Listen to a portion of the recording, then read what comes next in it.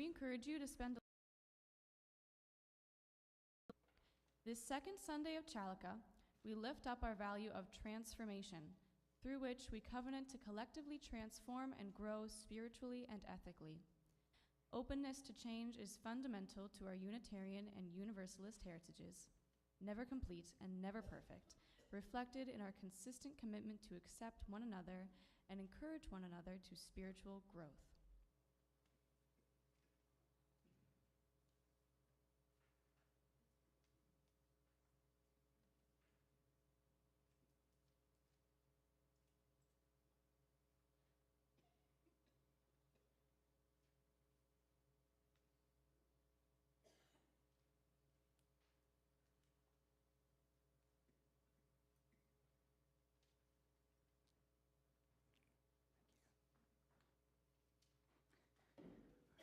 We bring a lot of different stories into this space together, and we take time every Sunday to acknowledge all of those things we carry with us.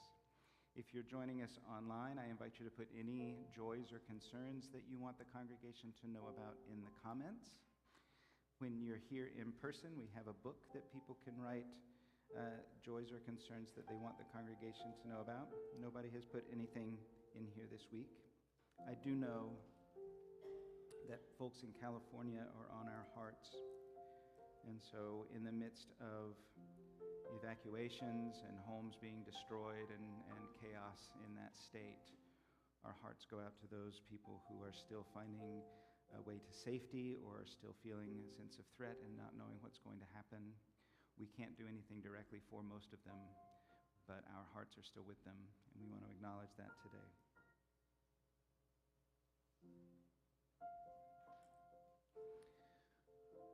I invite you to come forward and place a stone in the water for any other things that you're carrying with you, whether it's joyful or something that you feel burdened by. I hope that by coming forward, you feel a sense that that's a part of our story together. And if you're remaining in your seat, I just invite you to send love and care to those people who are coming forward to place a stone in the water this morning.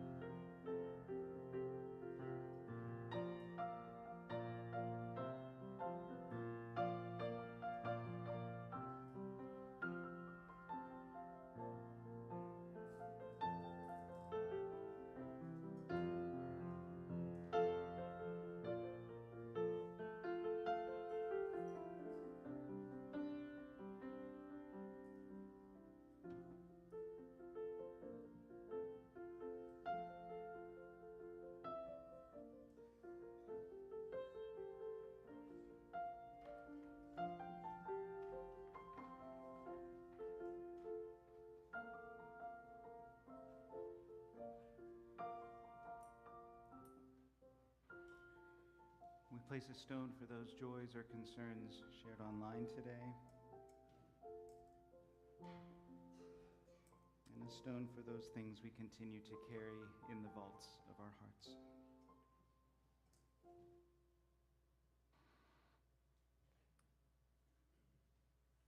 Thank you, Treble Ensemble.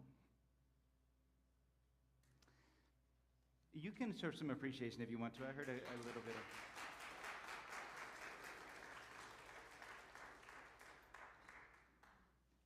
Feels weird to clap for joys and concerns, I guess, but we can show appreciation to people that help us be in that space.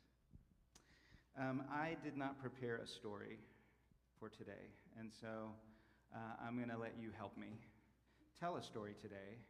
And just in case you might particularly want to help tell this story or particularly not want to help tell this story, I'll just let you know I'm going to be coming down the aisle and coming back up the aisle.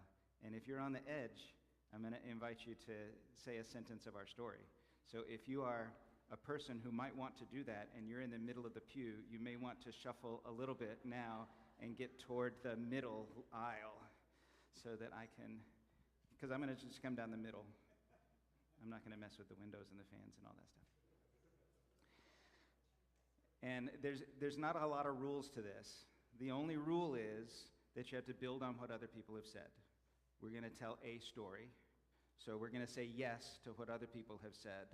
We're not going to say, oh, but it wasn't really a prince, and take it in some other direction. We're going to build on what other people have said and tell one story. And the other rule, if there's a rule, is you're just going to say one sentence. I know you all know what run-on sentences are.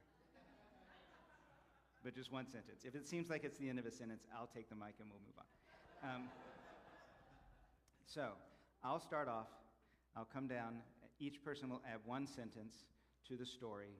And then by the time we get back to Pat, you're going to be the last sentence of the story. So you got to pay attention. But that it'll be the end. Okay, so we ready? Once upon a time, there was a massive tree. It was the biggest tree that you can imagine. This tree existed in a forest filled with other beautiful beings. And it was the source of life for so many other living things. There was this unusual fruit that was hanging from the branches. And it was very high up. I guess that was my sentence. You seem really startled by that. I have more. Go ahead. And there was a monkey who wanted to reach it. Oh, well, that's an important thing to know. Okay. Last Tuesday, the treble ensemble rehearsed in that forest.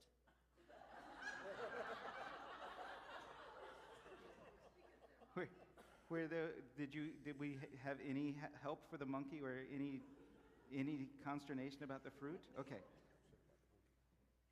That tree had lots of birds in it. Okay.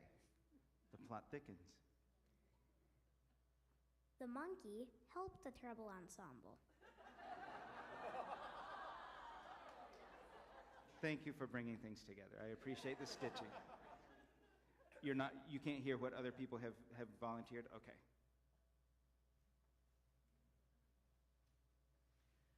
The fruit was the monkey's favorite food and was very motivated to get it.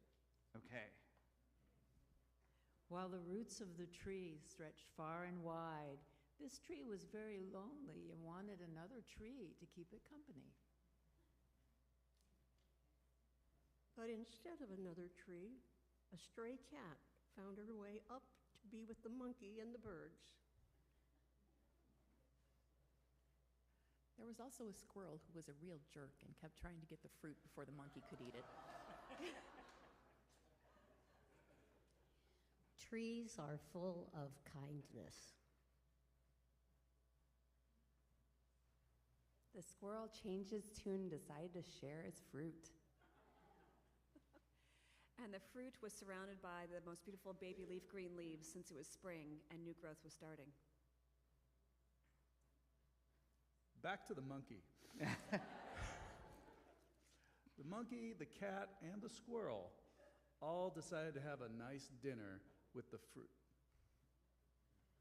A very fine day in the spring, a breeze brought by a leaf that indicated there was a matching tree somewhere not that very far away.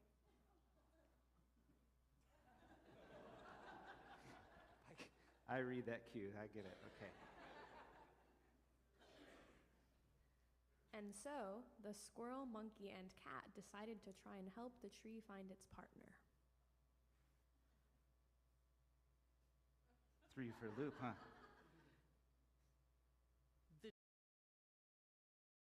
Looking for the partner, the monkey, the squirrel, and the cat, and the treble ensemble enjoyed the fruit.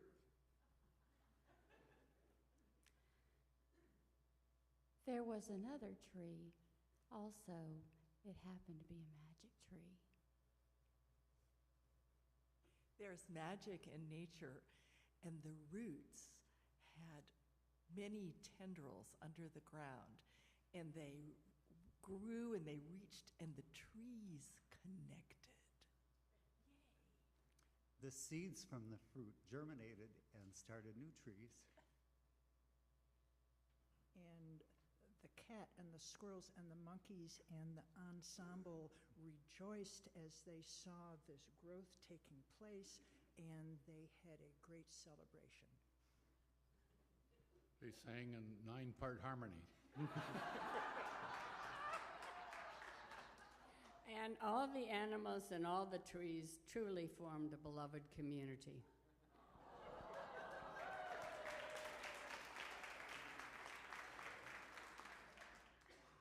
Well, if you keep that up, I'm never going to come up with another story again. I'm just going to let you all do it. We will speak on these things and consider our story in just a moment, but I just want to thank you for your contributions. And if you were listening, I hope that you had some sense of how that story was evolving, and maybe there was some tension about whether it would evolve. Maybe it didn't go in a direction that you wanted it to go, but we'll consider all of those things as we continue our exploration of the practice of story.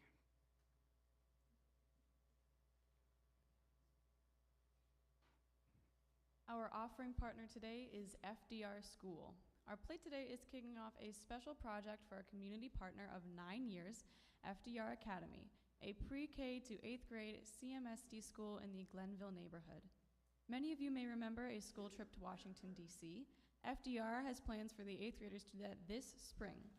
Prior to COVID, our congregation generously supported such trips, which are magical experiences for the kids. For the 48 students and 4 chaperones, the cost of the 3-day trip is about $22,000. Families and the school are actively fundraising, but this is a big lift. There's 3 ways you can help. 1, you can contribute to today's plate. 2, you can contribute after the service during coffee hour on February 2nd or 16th, where we will have a table with more information. Or 3, donate through PayPal on our website, being sure to note FDR in the memo. Pam Gibbon and Lori Albright will be here after the service today if you have questions. We need to complete our fundraising for this trip prior to the beginning of March. Please consider what part you can play in making this dream come true. Please place your offering, cash or check, made payable to UUCC in the collection plate as it is passed. You may also contribute via Cash App to $UUCC 44122. Please use the memo line to indicate today's date, January 12th, and our plate recipient, FDR School. What will you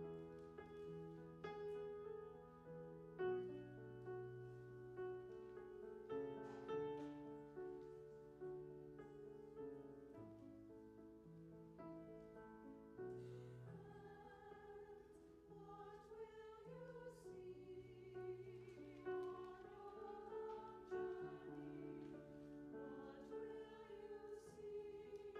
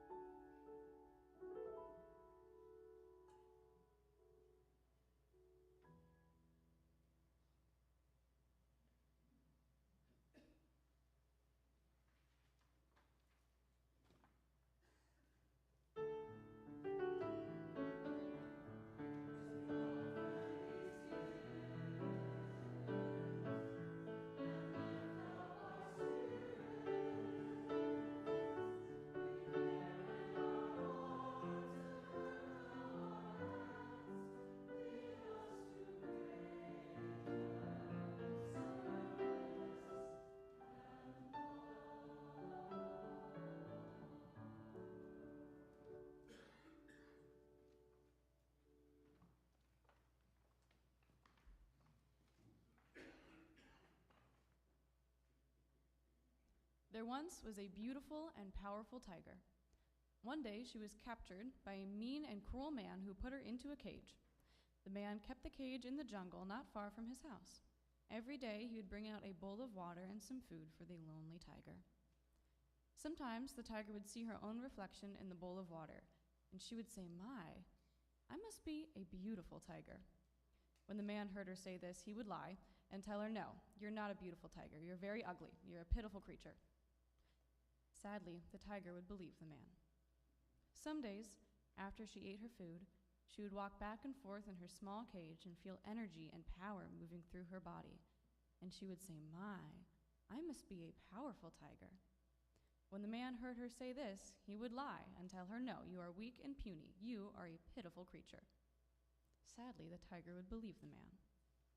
Then one day, when the man was nowhere around, a lion happened to walk by the cage. The lion saw the tiger inside and spoke to her, "Beautiful and powerful tiger, what are you doing lying about in that cage?" "Do not make fun of me," replied the tiger. "I know that I am neither beautiful nor powerful." "I'm not making fun of you," said the lion. "You are surely the most beautiful and powerful tiger I have ever seen. I am only surprised to see you lying here when you are clearly strong enough to break out of that cage." "You really think I could break out of here?" asked the tiger. "Quite easily, I should think," replied the lion. The tiger was not so sure at first. She had been told so many times that she was a weak and pitiful creature. But suddenly it seemed that she could feel energy and strength moving through her body. She began to pace back and forth in her cage, and then, almost without thought, she leapt against the cage door, and it flew open without any resistance. Once outside, she seemed dazed. "That cage didn't even have a lock on it," she said. "I spent so much of my life stuck in there, and the door wasn't even locked." The lion looked at her with soft brown eyes and said, "Those kind of traps don't need locks, for it is the lies we believe in that keep us in our cages, and it is the truth that sets us free."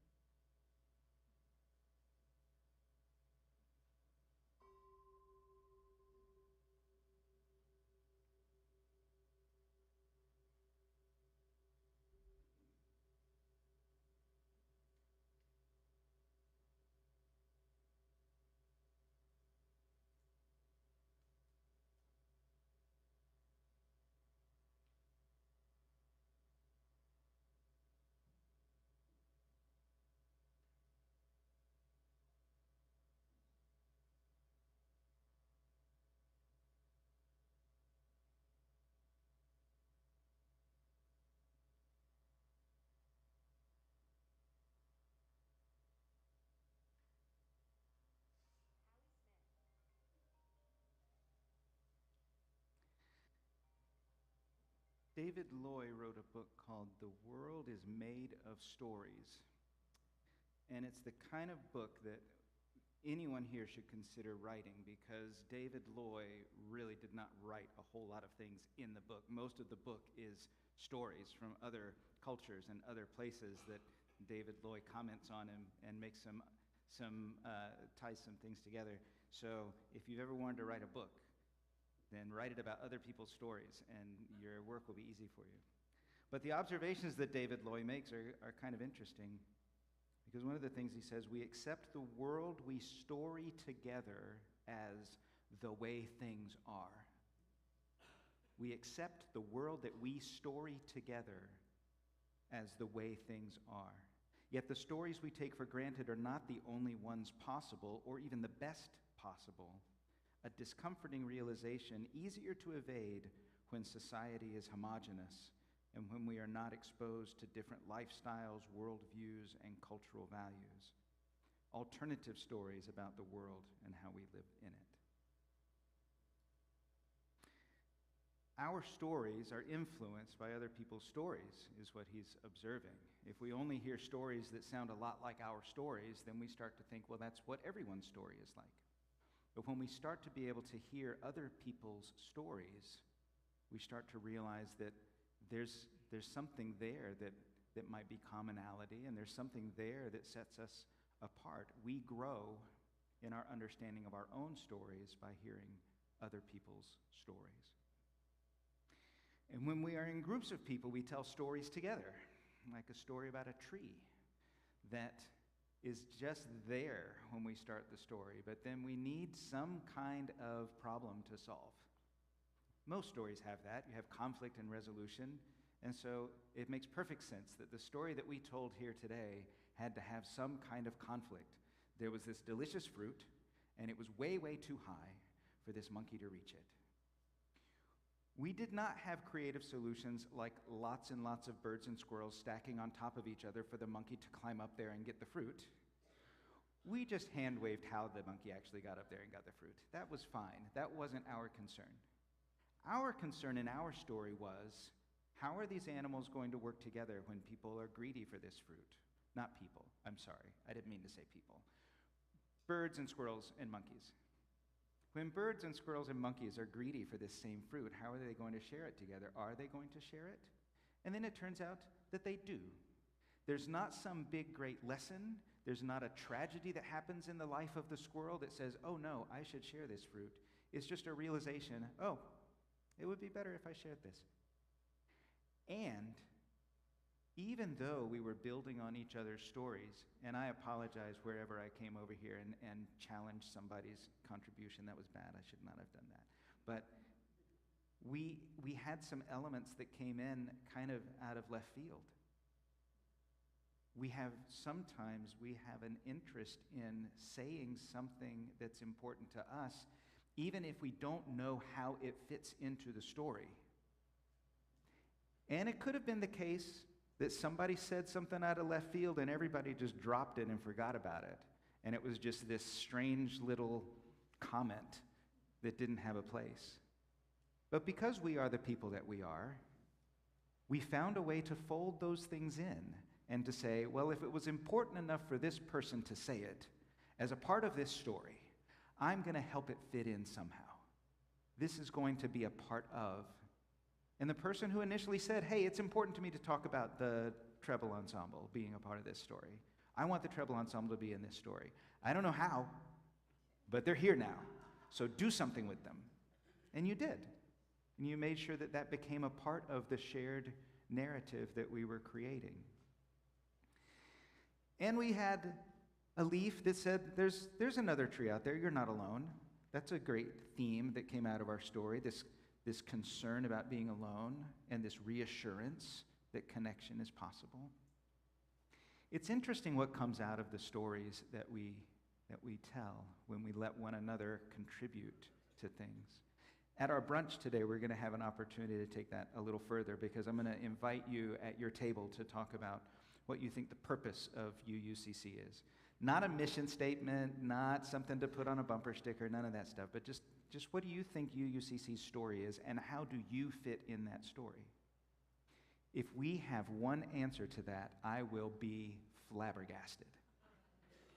But I hope that you create space in our brunch today to share some of what your ideas are about our story. Or if you're visiting with us today, you can still participate in that. You can just think of your story about an ideal spiritual community, because this is absolutely that, an ideal spiritual community. But when we allow people to participate in our story, we learn things about ourselves, and we learn things about how to create space for other people's pieces of that story while still having it be our story. Another thing that David Lloyd talks about, he talks a lot about myth. And he recognizes that we tend to get caught up in whether a story is true or whether something literally happened. Especially in UU circles, I think we look at scriptures from various traditions and worry about literal truth. Did this really happen? This couldn't have really happened. We feel very proud of ourselves when we can find discrepancies in things and say, oh no, this can't be true. Here's what David Lloyd says.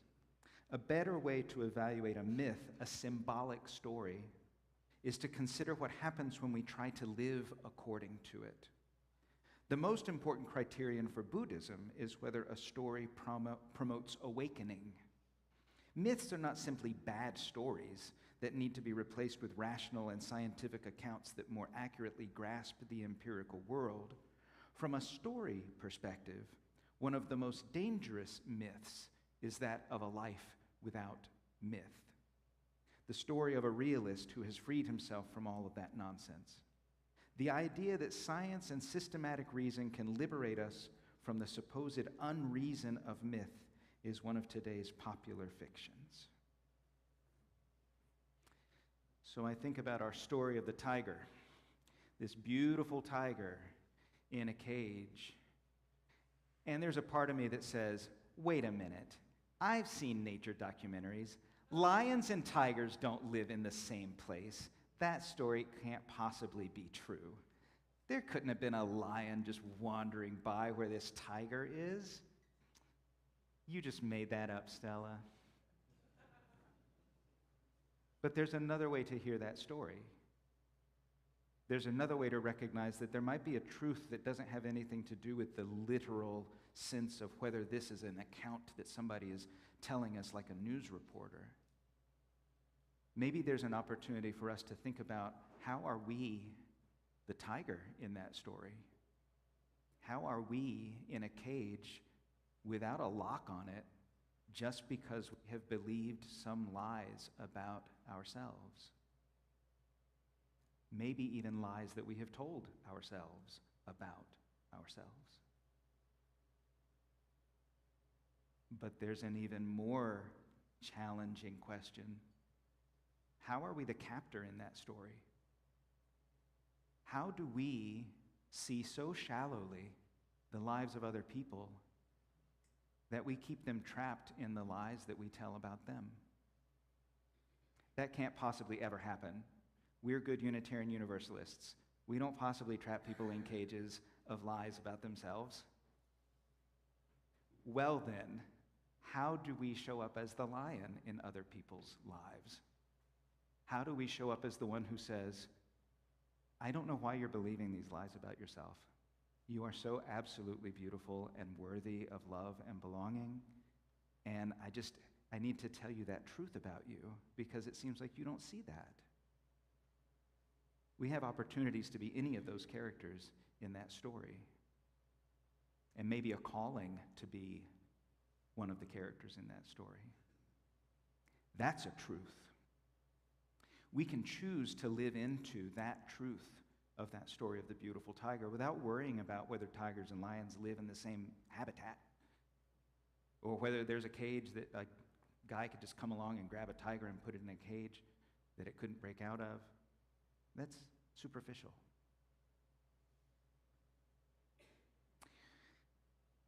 So being able to ask, how is this story true for me? David Loy also says, stories are not abstractions from life. We don't draw our stories from life.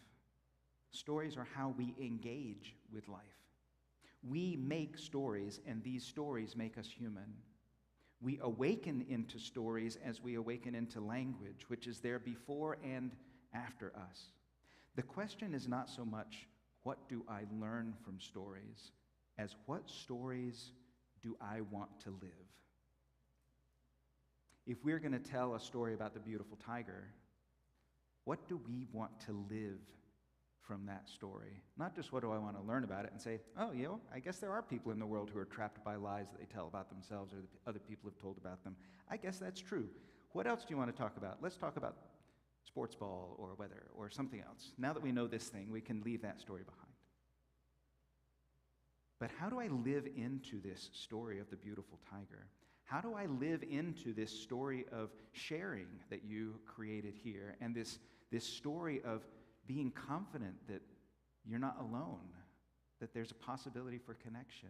How do you live into that rather than just say, we did this fun activity in worship today and we all told a story and it was kind of fun? And then other things happen in life. It's true for us as individuals that we need to choose the stories we live into, and it's true for us as a community. What stories do we tell about our congregation? We can learn things from the stories that we tell, but we also might want to know what story we are continually with one another telling about who we are and who we aspire to be. Lori Gottlieb, who talks a lot about stories as a therapist, she says stories are about two things. They're about freedom and about change.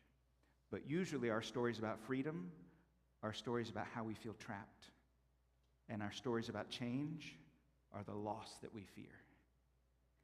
The reasons we can't be free, the reasons we can't change. And so we have to be good editors of our stories so that we recognize how to tell stories about freedom and change that are empowering. I would also add to that we tell stories about connection or protection. We can tell stories about connection, like we told here today, or we can tell stories about how we have to protect ourselves or something that we care about, which is a lot of times the opposite of connection. And so the invitation for us is to examine the stories that we tell with gentle honesty, because we don't want to beat ourselves up about staying in a cage longer than we needed to. But we might examine our stories and hear one another's stories with grace and curiosity so that we can tell the stories that we want to live.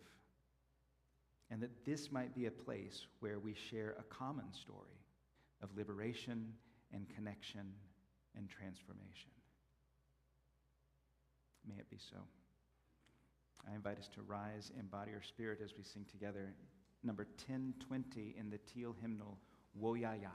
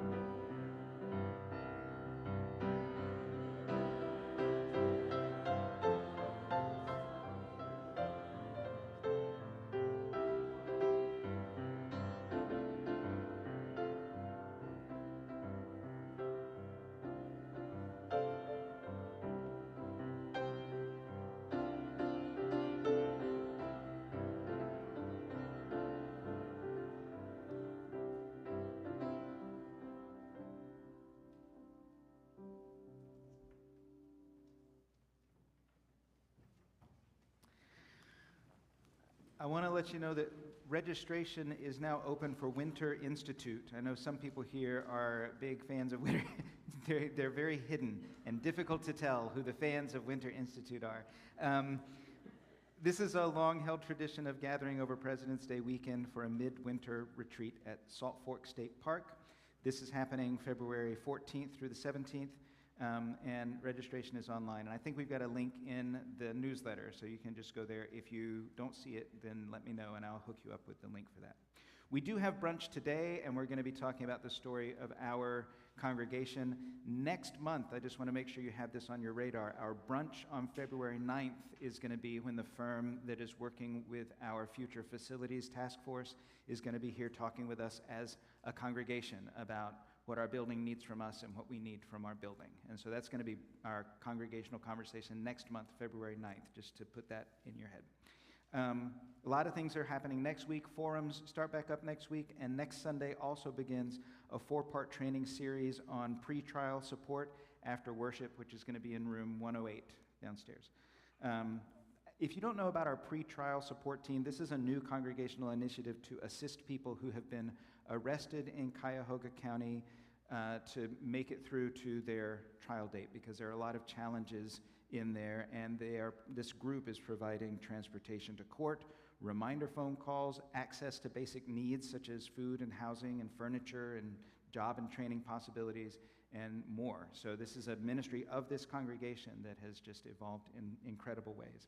And we're not doing it alone. That's the reason that I think it is so successful. Jessica Ireland is our technical assistance advisor from the Center for Effective Public Policy, and she's going to be here next week as part of this 4-part training. And she's going to talk about some specific and nuanced areas of need. There will be light lunch and no obligation. So, lots of other things are happening. Please do check your weekly newsletter for all of the things that are going on here. For now, may we listen to one another's stories and our stories with curiosity and wonder. And may we tell stories together that guide us into greater wholeness and well-being. Amen, and blessed be.